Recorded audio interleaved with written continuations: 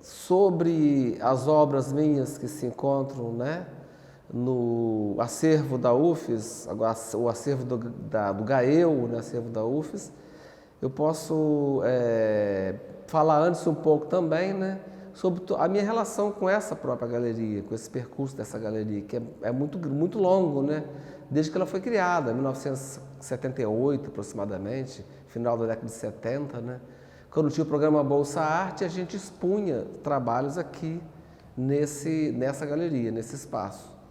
Então, a partir daí, alguns trabalhos, das vezes que eu já expus, foram fazendo parte desse acervo. Então, é interessante que eu já ultrapassei várias gerações, né? Várias exposições de várias pessoas, exposição com pessoas de gerações diferentes, mais novas e mais antigas. Faz parte desse acervo alguns trabalhos, apesar de não muitos, que são muito antigos, né? Um que foi doado até pela própria Neuza Mendes, que é uma pintura colorida, com várias cores, com vários elementos, que é um trabalho mais inicial, que eu fazia quando eu estava iniciando, década de 70 esse trabalho. Depois, outros trabalhos mais voltados para a questão do desenho e de outras exposições que eu realizei aqui. Então, tem uma série de estudo, por exemplo, uma série de estudo de figura humana, que eu fazia no ateliê. Esses estudos fazia de uma forma mais para serem utilizados como efeito assim, de croquis, que seriam utilizados depois para retirar alguns elementos para a realização de pinturas ou de outros desenhos, de outros trabalhos. Então, eu acredito que existe uma diversidade, né, de trabalhos feitos com lápis, com aquarela, com tinta nanquim e com tinta óleo. Então, as dimensões são bem diversas também. Tem um trabalho muito grande, que é só com linhas também, quando fiz uma exposição aqui. Então, essas exposições, sendo diferentes, elas trazem também trabalhos diferentes, né? De forma que uma que tinha desenho, então traz desenhos em formato bem maior e desenhos em formato menor também. Agora, sobre o meu trabalho, ele é aquela coisa que eu falo, que a gente sempre diz, né? Eles fazem parte aqui do acervo, estão aqui. O fundamento principal da realização da minha obra, dessa obra, é minha dedicação. Minha dedicação e, como diziam vários filósofos, né? Esse desejo de expressar, esse desejo de expressão. Então, a expressão por meio da arte, ela é uma expressão diferente de outras expressões, né? Diferente da comunicação, diferente da expressão em educação, diferente da forma de você se colocar em outras instâncias sociais, né? Muitas vezes se confunde demais, né? A arte, expressão da arte e expressão da comunicação. A expressão da comunicação tem lá seus parâmetros, seus objetivos de ser realizado. Assim como, mesmo em comunicação, né, a propaganda, a mídia, ela tem uma forma de expressão que é peculiar dela, particular dela. O fotojornalismo tem o seu, né? Então, assim, as várias formas de comunicação diferentes têm as formas singulares de cada tipo de área. Agora, já a expressão artística, ela escapa, né? Escapa a vários modelos. O modelo da educação, da comunicação, escapa muito a questões da razão também, né? Então, ela está muito... a gente consegue chegar a um ponto de dizer assim, que ela é uma expressão, ela exprime, né? Expressa. E ela tem uma relação muito forte com a estética, né? Então, assim, eu diria assim que o fundamento principal da relação, o que o artista, o que ele quer atingir, né, o elemento que ele quer trabalhar, são os elementos estéticos.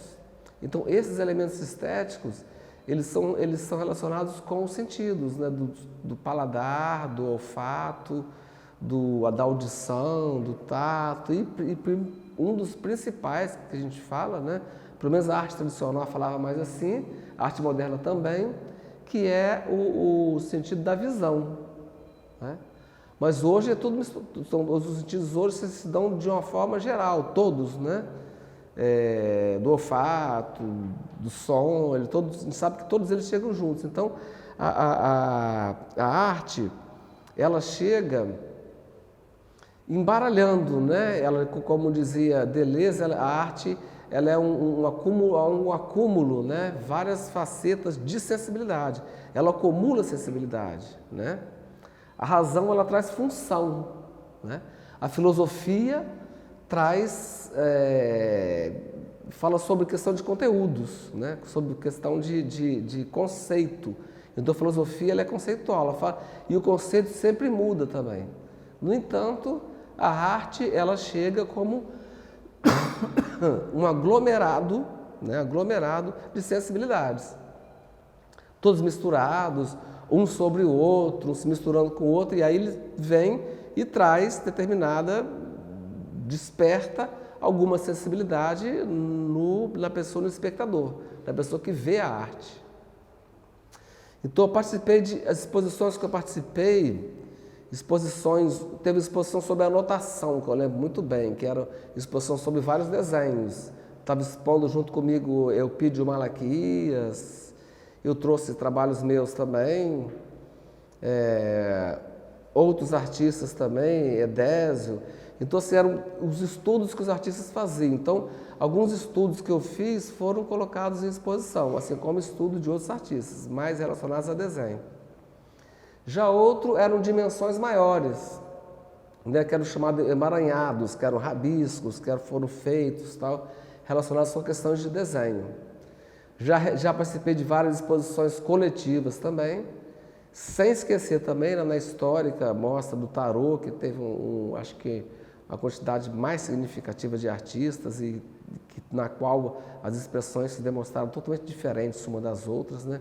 Então essa exposição tarô, que foi mostrada em vários outros locais também, né? No Brasil e até no exterior também, eu acredito que ela tenha ido até Portugal, também fiz trabalho. Enfim, né? A gente vê nas obras que contemplam, a gente vê alguns trabalhos de nanquim realizados em preto e branco, com um contraste muito forte. Geralmente é tamanho 40 por 70, 30 por 60, né?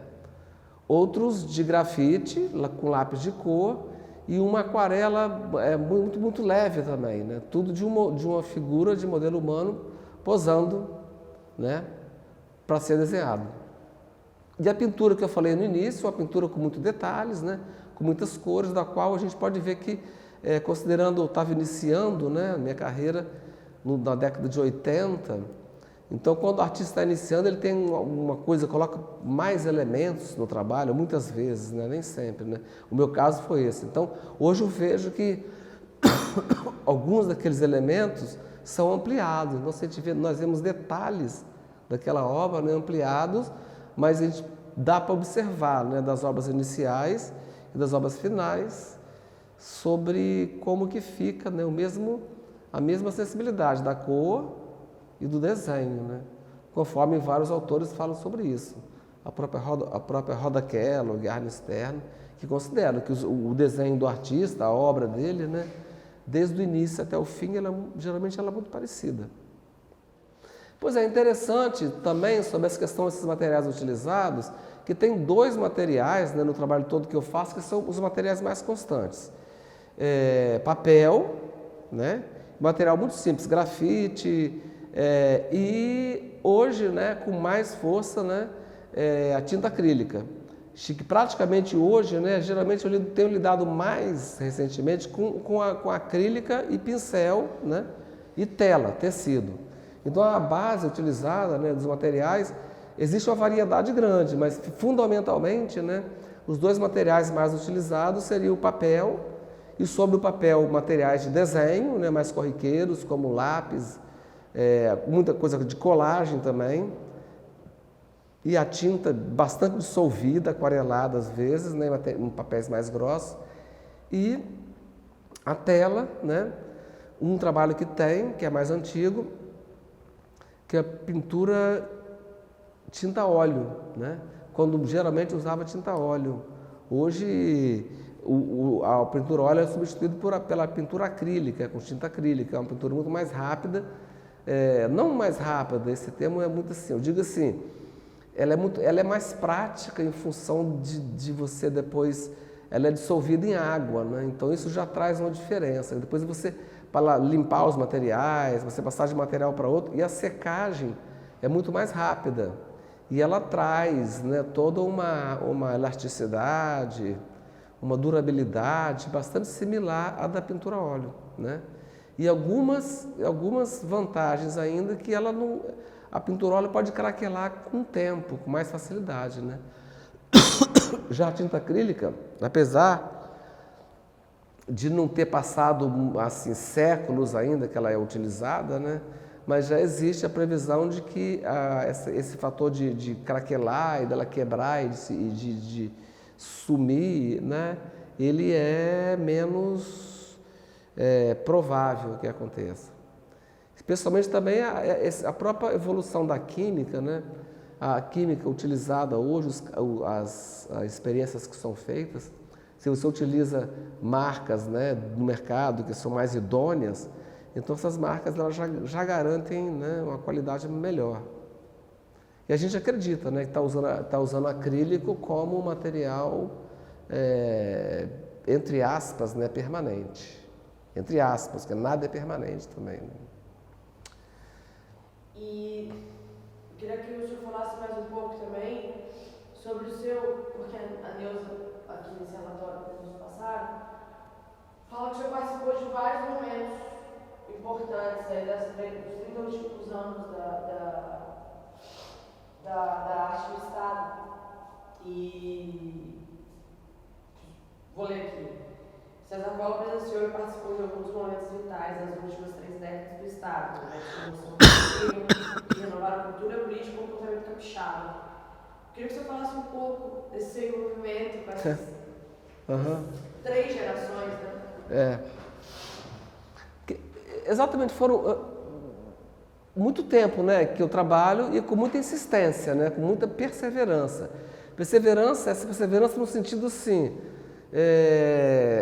quando eu iniciei o trabalho, ninguém nem falava em mercado, em Vitória, vender obra de arte, tal, alguma coisa, mas não existia, né? Teve uma geração anterior à minha que foi pior ainda, né? Que teve que construir até espaços para expor, porque não existia. Então se expunha no Teatro Carlos Gomes, fazia exposições no Centro de Arte, mas não tinha, nem a Galeria do Espaço Universitário existia ainda, né? Em bibliotecas públicas, eu não sei mais em que local. Teve algumas galerias, né? Quando começaram a construção das galerias, a Galeria Ilau, por exemplo, a galeria que existiu na Praia do Suá, década de 70, acredito, não sei, que depois ela fechou também. Então, assim, tinha poucos espaços. Então, esse primeiro período com poucas galerias. Então, as galerias, tinha a Galeria de Arte da Excelsa, que era no centro da praia, que era um local assim, muito bom, porque as pessoas iam. Seria o Shopping Vitória hoje, né, o centro da praia. Então, o único shopping que existia, não é nem um shopping, é um centro comercial, pequeno até, né. Então, a gente expunha. Depois o Banco Itaú trouxe a Galeria Banco Itaú, então o Banco Itaú já trouxe artistas de fora, fazia uma seleção daqui, nem todos conseguiam expor nessa galeria, porque tinha uma seleção com o pessoal daqui, o pessoal de São Paulo participava dessa seleção também.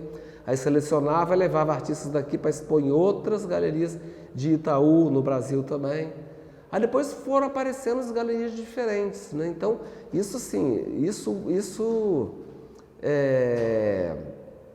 transpassa, né, geração de o quê? 30 a 35 anos, né? 30 a 35 anos, significando assim que evoluiu. Então hoje nós temos, né, hoje o espaço que existe, né? As galerias que existem hoje, que tem. Então a galeria que durou muito tempo, tem a galeria que já tem mais tempo, tem outras mais recentes. Agora já se trabalha com os artistas já exigindo a exclusividade do artista, que não existia nada disso anteriormente, né? Eu tive sorte de ter participado também do projeto da Galeria Usina, que trabalhou só com 3 artistas, que foi com Ilau, Regina Schuller e comigo, capixabas, né? Que foi também um espaço, existia uma exclusividade do artista também, mas foi um espaço também significativo.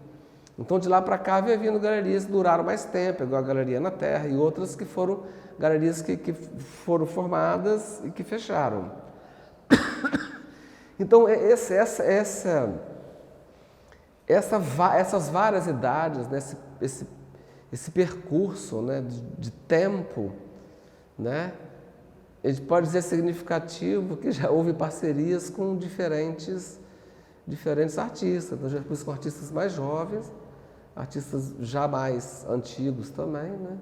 Muitas exposições na década de 80, 90, que falava assim, arte capixaba, aí levava fora de Vitória, então selecionava os artistas que iam mostrar, então já participei da década de 80, 90, sendo que muitos artistas, muitas vezes durante o tempo, alguns diminuem muito a produção, outros em função de trabalho, de mudança de endereço ou mudança de profissão.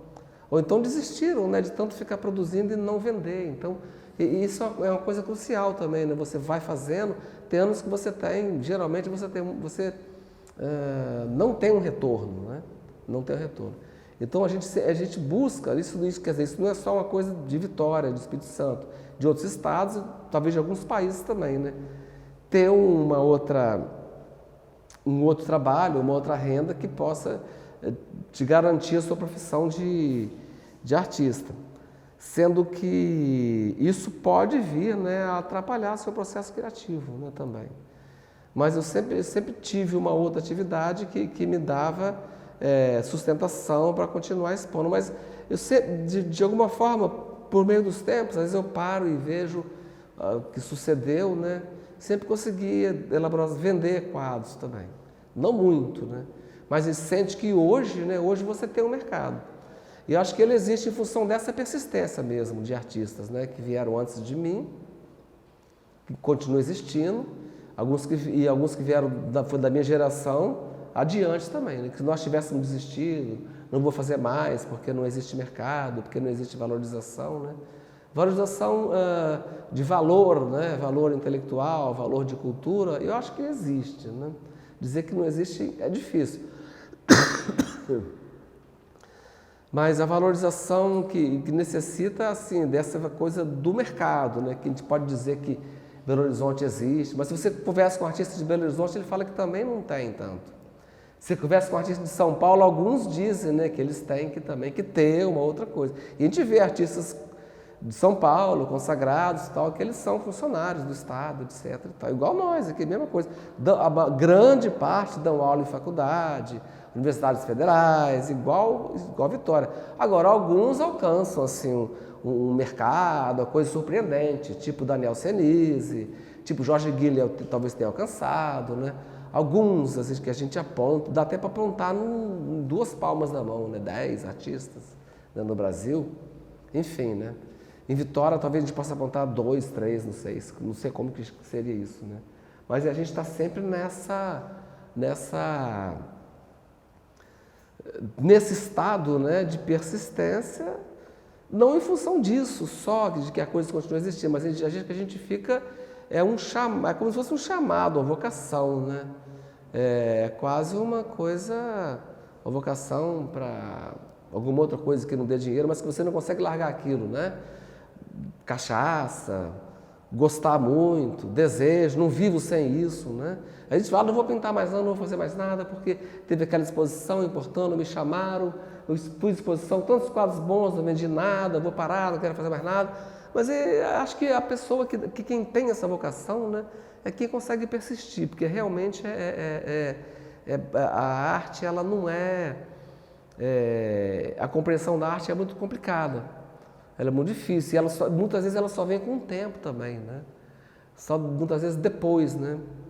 Enfim, mas quem consegue ter um diálogo da arte com a vida, da arte com a sua vida, com a sua vivência, com o que você faz, do que você faz com as pessoas que veem a sua arte, mas não só com consumidores, mas com pessoas que você conhece, com outros artistas, você está sempre conversando, sempre falando, então você vai ver que você tem muitas razões para continuar produzindo, né? Que existe um servir, né? Servir a você mesmo, né? Como uma coisa que você gosta, como um projeto de vida seu, que extrapola a questão de, digamos, vamos falar assim, de ganhar dinheiro. Mas é que dessa forma talvez você até consiga chegar lá. E é uma coisa meio engraçada essa relação, porque você consegue chegar lá se você tiver outra coisa, porque você pensar muito, produzir arte só para ganhar dinheiro, você pode produzir, mas isso vai estar claro na arte que você faz. Aí vem aquela coisa que fala artista comercial, artista pinta só para decoração. Decoração tudo bem, não tem problema, faz parte. Agora a arte interessante é quando você consegue alcançar mercado também e com uma arte honesta, uma arte que fale da arte em si, né? Não só de uma arte arquitetada para vender, etc. e tal. Agora isso esse correr atrás disso, né? Com muita vontade, com muita potência de desejo, eu acho. É o principal. E ali você acaba misturando com a sua própria vida, né? Espírito, psique, corpo, alma, sei lá o que chamam isso, né? Aí as pessoas vão gostando, seus irmãos gostam, seus colegas gostam, querem ver, querem ter, querem não sei o quê. Você dá de presente, você vende barato, você vende caro, enfim, aí você continua produzindo, né? Você só não para de produzir porque você tem aquela coisa, uma coisa que não te deixa parar de produzir. Sobre exposições, né, aqui no Espaço Universitário, eu posso dizer a exposição Outras Janelas. A exposição ela foi uma exposição muito interessante, porque teve uma curadoria junto com Mara Perpétua e com Rosana Paz também, porque foi feita uma verdadeira arqueologia, né? Uma verdadeira escavação de desenhos que eu tinha. Então foi uma quantidade enorme de desenhos pequenos, mas a maioria eram desenhos pequenos. E chamado Outras Janelas, tinha vários caderninhos que eles ficavam dentro de um nicho, de um nicho de acrílico, né? Onde existiam muitos desenhos. Então foi uma exposição que as escolas gostaram muito de vir observar. Então essa exposição, ela traz uma quantidade de rascunhos, né, desses cadernos de desenho que fala que eu executo, que eu executo muito. Às vezes estou numa reunião, estou num local, telefonando, etc. E você vai e faz um desenho. Então esse desenho feito assim, né? Às vezes impensado, mas que você está olhando e fazendo. Então, assim, foi uma exposição que para mim, uma exposição que eu gostei muito, acredito que ela tenha sido bastante visitada também. Teve um texto crítico muito interessante também, um texto, não diria texto crítico, não sei, mas um texto que Mara Perpétua fez, que é um artista que também tem muita prática de desenho, desenha bastante também. E juntamente com algumas ideias da Rosana Paz também, que na época ela estava coordenando o espaço. Aí agora a importância que tinha desenho de várias cores, né? Agora a maioria dos desenhos eram feitos com caneta esferográfica. Nanquim, aí vem aquela coisa de materiais diversos também, tinha até alguns estudos com acrílico, mas tinha uma diversidade muito grande de desenhos e eles eram pregados na parede, que eram muito leves, pequenos, eram pregados com alfinete, assim, eram alfinetados, então ficou uma montagem muito interessante.